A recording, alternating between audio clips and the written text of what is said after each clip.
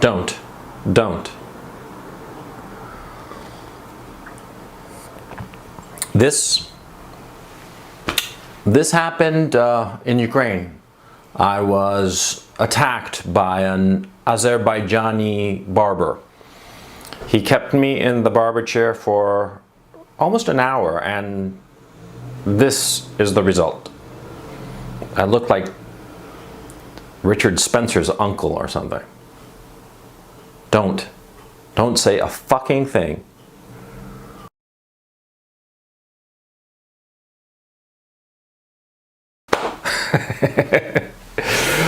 Oh boy. Yeah, I know. It happened to me when I was in Ukraine, and it's amusing. It's no big deal. It's just hair. It'll grow out. Frankly, if I could get away with it, I'd just shave it all off. But the women in my life are very negative on that particular issue. I want to talk to you about something that's important, that right now you're a young guy and you don't even think about it, but it'll be an important thing later as you go into the man that you will become. And it's the issue of delegating. Now, see, okay, you get up in the morning, right? You get up in the morning and, you know, your room's a mess, and you go to your high school class or your college class or your job or whatever, and you have a whole bunch of things that are going on in your life. But, you know, cleaning up your room is low on the priority list, if you will, because, you know, you've got other things to do. So your room looks like a mess. You don't make your bed. You have like a big mountain of clothes. You have, if you live on your own or in a dorm or something, you have like maybe a pile of dirty dishes, and, you know, your refrigerator has got food from God knows when, and probably used condoms and God knows what else. You know, I mean, it's fairly disgusting, you know? You don't clean it because you don't have the time, and you got to do other shit, right? So you go through your life and you do these other things that are more important. You know, you study, you do your job, whatever, right? You would clean your room if you had the time, or if you had somebody who could do it for you, right? That's delegating. That's getting somebody else to do something that you do not have the time to do. You don't have the time, and perhaps you don't have the skill set to do it, and perhaps you don't have the inclination to do it. Okay? Delegating, getting somebody else to do something for you, is an incredibly important skill that you should begin to master as soon as possible. You should not be the one who is delegated to do other stuff for other people, unless you're getting paid for it, of course. I mean, if somebody asks you, oh, please do this, you better say, well, how much are you going to pay me? If they're not going to pay you, don't do it, okay? Because in life, there are people who are the delegators, and there are the delegatees. The delegatees never amount to anything unless they're getting paid, and getting paid well, okay? I mean, that's rule number one. Now, insofar as delegating stuff, it's very important. It's an incredibly important skill that you have to master, and I would suggest you try it out with your girlfriend. Yeah, you know, just ask her to do stuff for you, to clean up your room, to tidy it up, to clean all the dishes because you don't have the time, and whatever, you know. Sweet talk her, and you'll find something interesting. Most women want to do something for their man, and in point of fact, most people want to be useful to other people. Okay? It's bastards like you and me who are lazy bums who don't want to work at all, and we get other people to do our work for us. That's the whole point of delegating, you see?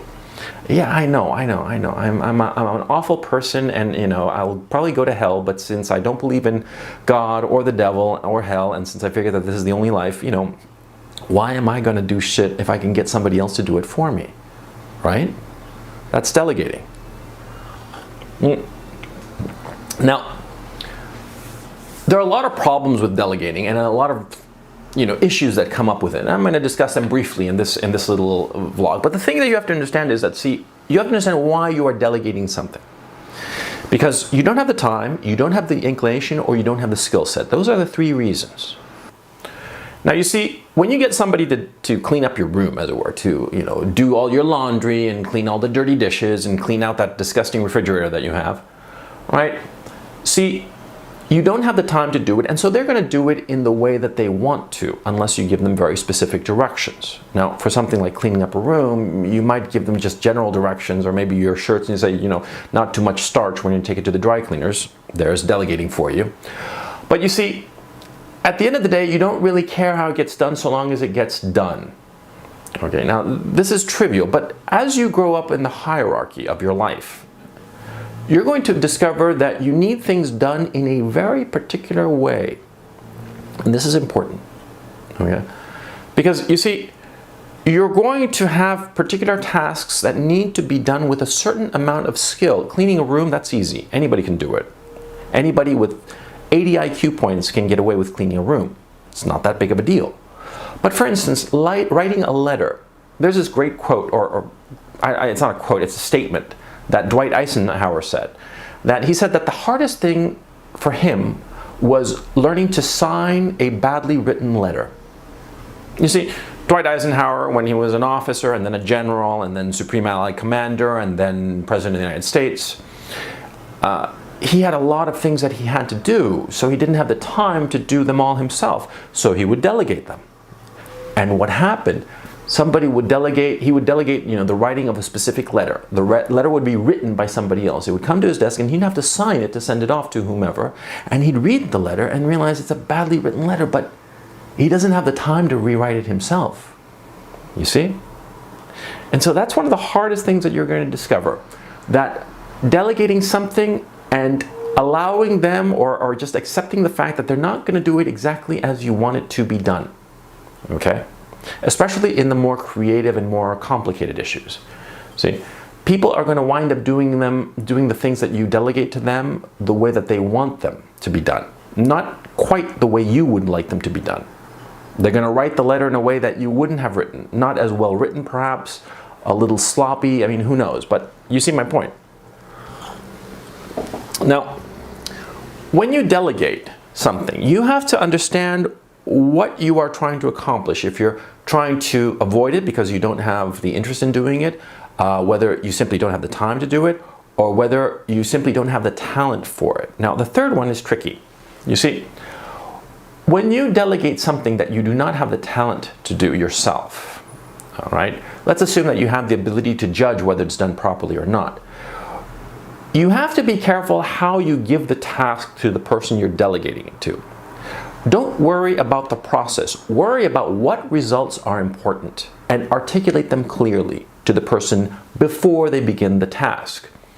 For example, say you buy a Prius and it's not running, right? You buy it, you know, for $1,000, say, and you take it to the mechanic. And you tell the mechanic, I want this car fixed, but you have to be specific how you want it fixed, because you have to understand why you want it fixed. Let's say, for the sake of this hypothetical, that this Prius that you bought that isn't running, but you know, with a little bit of money and a little TLC is going to be running fine, you bought it for your daughter who just got her learner's permit. So you take it to the mechanic. Now, the mechanic can fix it, sure he can, but how well do you want it fixed? You see what I mean? Now, here's a problem. When you hire somebody or delegate something to somebody who's very talented, sometimes they will give you something that satisfies them but does not satisfy your needs. And you have to be very careful with this. That's why it's actually not that smart to go with the best people. Sometimes it's better to go with the not so good people, the mediocre people. And I'll explain why with this hypothetical. You take it to the mechanic, and this mechanic is like a genius, a mechanical genius, right? And he takes this Prius and he says, okay, it'll cost $1,000 to fix it, and I'll fix it spick and span. Done. Let's do it. So you pay him $1,000, he goes away, fixes the Prius, and comes back to you with this Prius. And he's a big fat smile on his face because he's proud of his achievement. And he tells you, look, this Prius can now go, what, 60 miles an hour? Screw that. It can go 250 miles an hour. And it can go from 0 to 60 in minus 3 seconds. You know, it goes back in time. That's how fast the fucking thing goes, right? And you're like, oh shit, what did this fucker do? Because see, you wanted a car for your daughter, your 16-year-old daughter who just got her learner's permit. You don't want a fucking Ferrari dressed up as a Prius, right? You see, that's the problem with hiring very, very talented people. Sometimes their talent and enthusiasm gets away from you, and they wind up delivering something which is fantastic on its face, but does not satisfy your needs. So you have to be careful, especially with smart people. Not so smart people, paradoxically, they'll do exactly what you want them to do. They'll do something much more machine-like. They will be much more of an extension of you. So that's why, paradoxically, when you have something very crucial that has to get done that you do not have the time or the interest or the inclination or the skill set to do, you don't want to hire the best people, the smartest people. You want to hire the very capable people. A little bit mediocre, perhaps. But they'll do it exactly as you want it to be done. You see? Now, that seems that you should always surround yourself with the best people. Yes, of course, you should always surround yourself with the best people who are advising you. You see? There's a difference between people who carry out tasks for you and people who advise you. When you have people who are advising you, you want the smartest people in the room. See, for instance, in my own case, I have a couple of lawyers. They are a lot smarter than me. They are fucking geniuses, right? These guys have saved me from more trouble than I can shake a stick at, right? They are terrific people, much, much smarter than me. I presented them problems, and they've said, yes, that's the problem as you have identified, but there are these other issues, and there are these other solutions. And I'm like, yay, it's like having like an auxiliary brain, right? And I feel great because they present me options that I had never even considered before, never even knew existed, and I'm better off for it. But of course, just to keep in mind, with your advisors, you never hand them power of attorney. You are the one who signs, but that's for another conversation. Now see, an advisor like that, a lawyer, an accountant, or a doctor, or whomever, he has a set of expertise, or he has a brain power that you do not have. And you're basically plugging in that brain power into your head, right? And accessing that information, those options, those possibilities. But when you need a task carried out, having the smartest people is not necessarily the best option. Many times when you need somebody to carry out a specific task, you need somebody a little bit mediocre, and you tell them exactly what you want. For instance, in the case of the hypothetical mechanic, you should go to him and say, I don't want this car to go any faster than 50 miles an hour. And I don't want it to accelerate, any faster from 0 to 50 in, a minute and a half. I want a slowpoke car that's durable, that's not going to break down, that you just need to plug in gas and it's fine. That's what I want from the car because it's for my daughter. You don't necessarily have to tell the reason, but often it's good to explain why, if it's possible. Sometimes you have to keep your cards close to your vest and not tell. But in this case, in this hypothetical, it would be smart because then it gives the mechanic the understanding as to why they're doing something. A lot of times when you need somebody to do something and you can't tell them, it's wise to tell them, I can't tell you why I want this just so, but believe me, I need it to be just so because of reasons that will become clear later. And I will tell you later and I will show you later, but I need it to be done in this specific way. That's perfectly reasonable to tell somebody something like that, okay? Look at my haircut, okay? My haircut with my Azerbaijan barber. See, what happened was, I didn't have a clear sense of what I wanted. I sort of told him, I want it shorter and I don't want it to part on the side because I always do, and I just want it shorter, but I don't really know. And so he started cutting. And he came up with one version, and I didn't care for it that much. So he said, well, I'll have to cut it a little bit more. And I'm like, yeah, fine. And he cut it some more and some more. I think we did like 3 passes, right? Now see, hair is trivial. It doesn't matter. He went through one hairstyle, I didn't particularly care for it. He did another, and then finally this, and by the end of it, I realized the only thing he could cut is just shave it all off, and that'd be that. So I said, okay, fine, leave it at that, because I actually like the second version, but spilt milk, water under the bridge. My point is, see, when you don't know what you want from the person that you are delegating some task to, they're going to fuck it up. They're going to fuck it up. It's inevitable.